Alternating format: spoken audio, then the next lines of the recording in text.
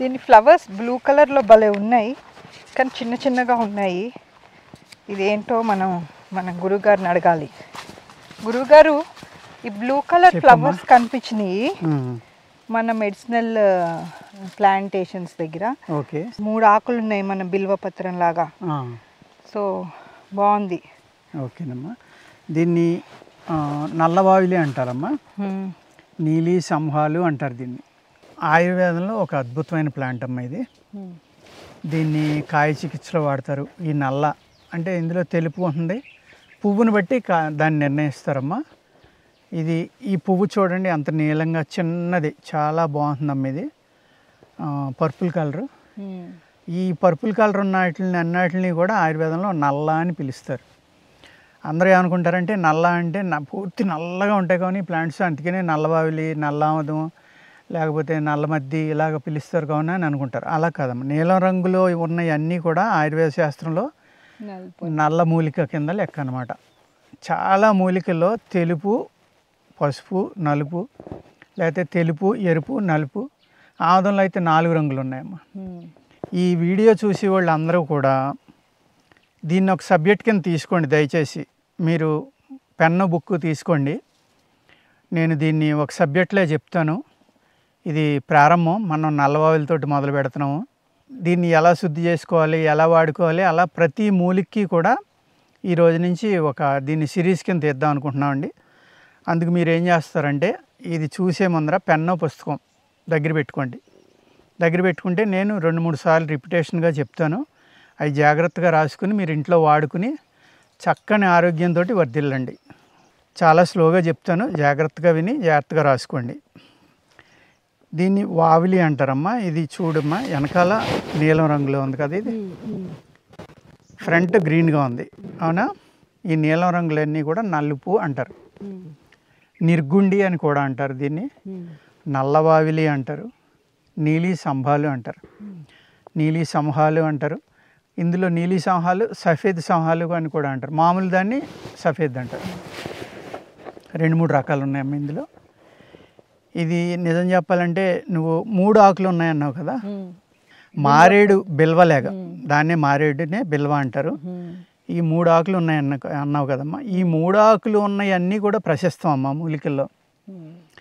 నేను చదువుకున్న దాని ప్రకారం, నేను చదివిన ప్రకారం, నేను పూర్వం నుంచి ఎన్నో రకాలైన గ్రంథాలు స్టడీ చేసిన దాని ప్రకారం ఈ 3 ఆకులు ఉన్నవన్నీ కూడా ఎంతో అద్భుతమైన ప్రయోజనం ఉంటుందన్నమాట. అందుకు దీనికి 3 ఆకులు ఉన్నాయి. అది నువ్వు అడిగింది చాలా మంచి ప్రశ్న. ఓకేనమ్మా. ఈ ఆకులు వాడచ్చు, దీని తాటని బార్క్ని వాడచ్చు, పై తోలు అంటాం కదా చెట్టుకున్నది. దీని వేరుకి అన్నిటికంటే ఎక్కువ ఉపయోగాలు ఉన్నాయమ్మా. అనేక రసాయన ప్రక్రియల్లో కూడా దీన్ని వాడతారమ్మా. దీని రసంతో, ఈ నల్లవావిలి రసంతో పాదరసాన్ని గంధకం కలిపి కొద్ది రోజులు నూరితే ఉండ అయిపోతుంది. అది అంటే పాదరసం సాలిఫైడ్ అయిపోతుంది, కానీ చాలా ఎక్కువసేపు నూరాలి. అందుకు దీన్ని పాదరసం ఔషధాల్లో కూడా చాలా ఎక్కువగా వాడుతూ ఉంటారు. దీన్ని ఆ పాదరసం దీంతో కలిపి నూరి దాన్ని పుట్టం వేస్తారు, భస్మం చేస్తారు అన్నమాట. భస్మం అవుతుంది ఈ ఆకులో నూరితే.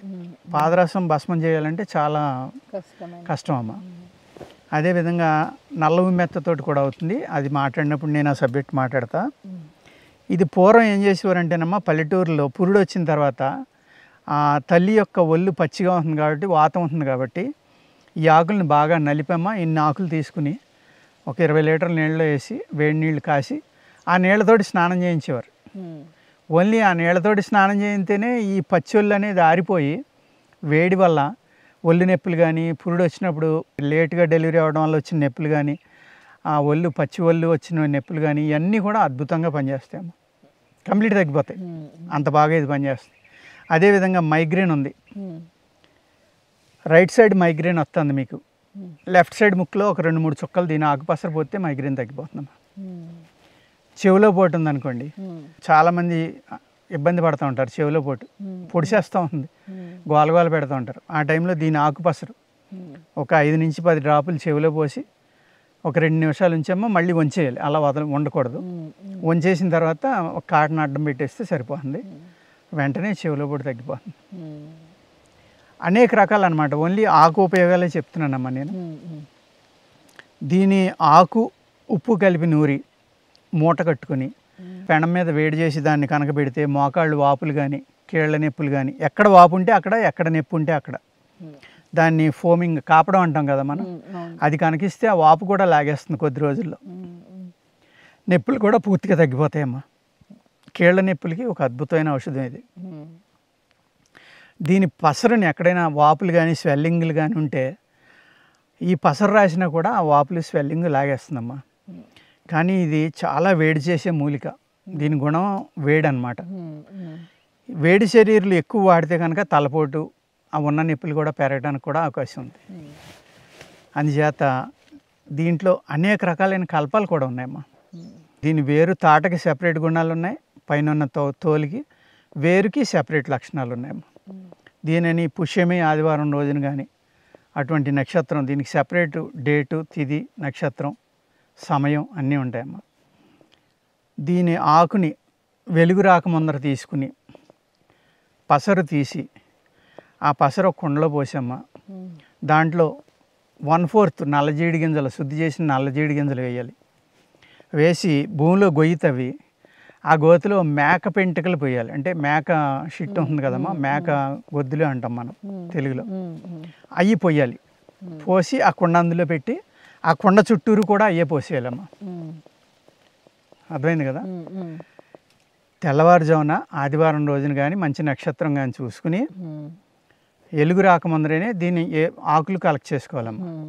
కలెక్ట్ చేసుకుని దాన్ని నూరి పసరు తీసుకోవాలి. ఆ పసరుని ఒక కొత్త కుండలో పోసుకోవాలి. ఆ కుండలో లీటర్ పసరు పోసామంటే ఒక 200 గ్రాములు, అంటే 4వ వంతు వెయిట్ ప్రకారం చూసుకుంటే 200 గ్రాములు సరిపోతుంది. నల్ల జీడి గింజలు శుద్ధి చేసినవి ఆ పసరులో వేయాలి. దానిని భూమిలో గొయ్యి తవ్వి ఆ గోతిలో మేక పెంటికలు అంటాం, మేక యొక్క షిట్ అన్నమాట, వాటిని వేయాలి. వేసి వాటి పైన ఈ కుండ పెట్టాలమ్మా. పెట్టి దాని చుట్టూరు కూడా మళ్ళీ అదే దాంతో ఫిలప్ చేసేయాలి. పైన మట్టి కప్పేయాలి. ఒక నెల అలా వదిలేయాలి. ఒక నెల వదిలిన తర్వాత దాన్ని తీసుకోవాలి. తీసుకుని ఆ లోపల జీడి గింజలతో సహా నూరేయాలి. ఎంత అయితే ఉందో చూసుకుని దాని తూకానికి సరిపడి బెల్లం కలుపుకోవాలమ్మా. బెల్లం కలుపుకుని నెయ్యితో రోజు ఒక తులం కనుక తింటే 20 సంవత్సరాలు 30 సంవత్సరాల క్రితం కాళ్ళు చేతులు పడిపోయిన వాళ్ళు కూడా నడుస్తారమ్మా.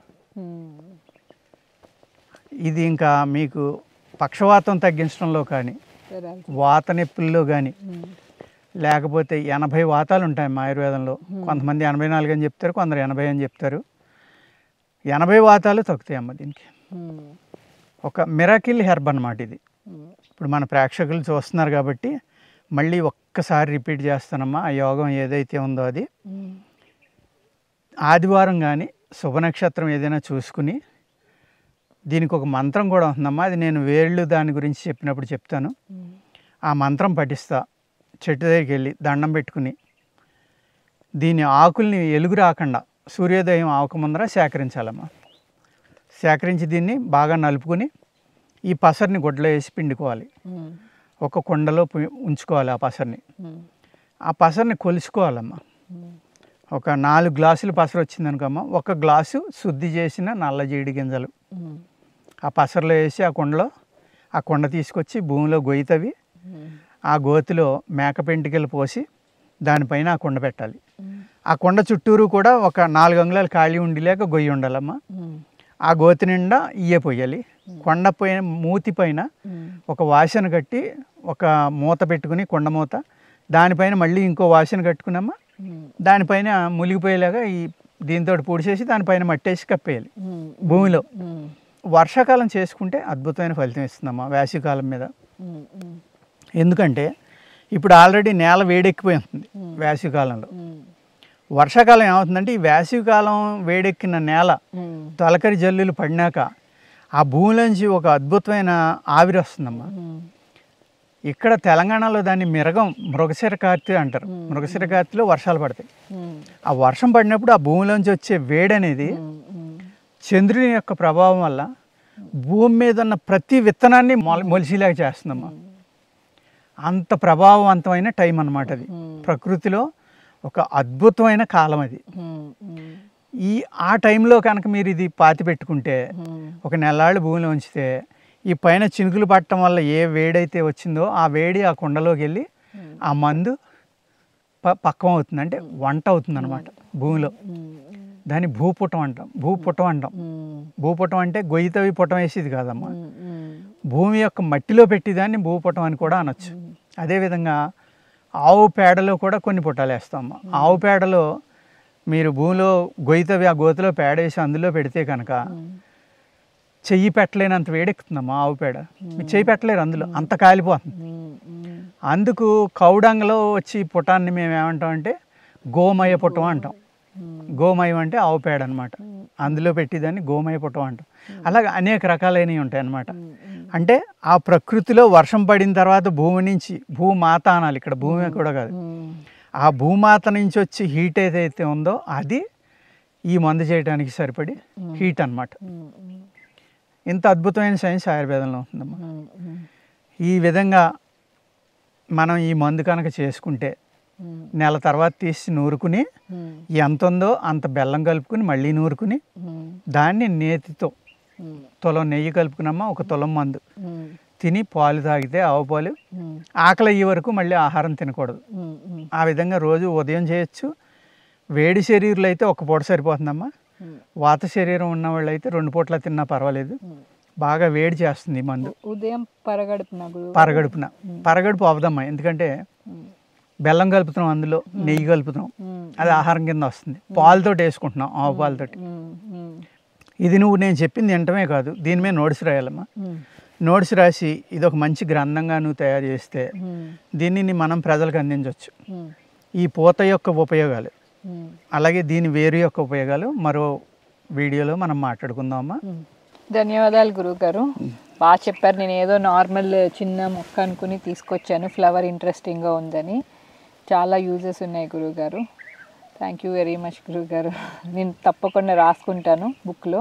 ప్లస్ నాకు ఇది కూడా తెలియదు, ఇలాగా భూమిలో వేస్తారు, భూమిలో వేడికి కూడా కుక్ అవుతుంది అనేది కూడా కొత్త విషయం నేను ఇప్పుడు తెలుసుకున్నాను.